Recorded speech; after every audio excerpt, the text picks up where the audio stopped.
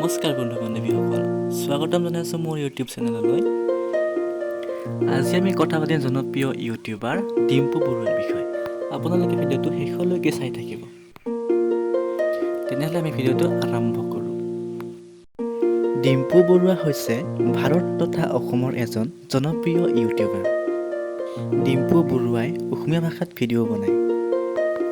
তেওঁৰ ডিম্পু বৰুৱা আৰু ডিম্পুছ ব্লগ নামৰ দুটা ইউটিউব চেনেল আছে।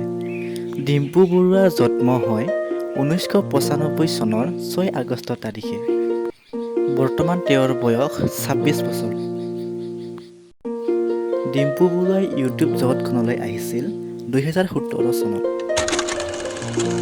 তেওঁৰ দেউতাকৰ নাম পীতাম্বৰ বৰুৱা আৰু মাকৰ নাম লতিকা বৰুৱা। তেওঁ ঘৰৰ একমাত্ৰ সন্তান। ডিম্পু বৰুৱাই মোমায়েকৰ ঘৰতে শৈশৱ জীৱন অতিবাহিত কৰে। তেওঁ সৰুৰে পৰা লাজুকা স্বভাৱৰ আছিল। দেৱীৰাম পাঠশালা উচ্চ মাধ্যমিক বিদ্যালয়ৰ পৰা ডিম্পু বৰুৱা মেট্ৰিক পৰীক্ষাত উত্তীৰ্ণ হয়। Brahmaputra valley star academy junior কলেজৰ পৰা তেওঁ উচ্চতৰ মাধ্যমিক পৰীক্ষাত কলা শাখাত উত্তীৰ্ণ হৈ ইংৰাজী বিষয়ত নলবাৰী কলেজৰ পৰা স্নাতক ডিগ্ৰী লাভ কৰে। প্ৰথম অৱস্থাত তেওঁ নলবাৰীৰ এখন বিদ্যালয়ত অংশকালীনভাৱে শিক্ষকতা কৰিছিল। বৰ্তমান তেওঁ ইউটিউবকে পেচা হিচাপে লৈছে। ডিম্পুৱে তেওঁৰ আকৰ্ষণীয় উপস্থাপনৰ বাবে জনপ্ৰিয়।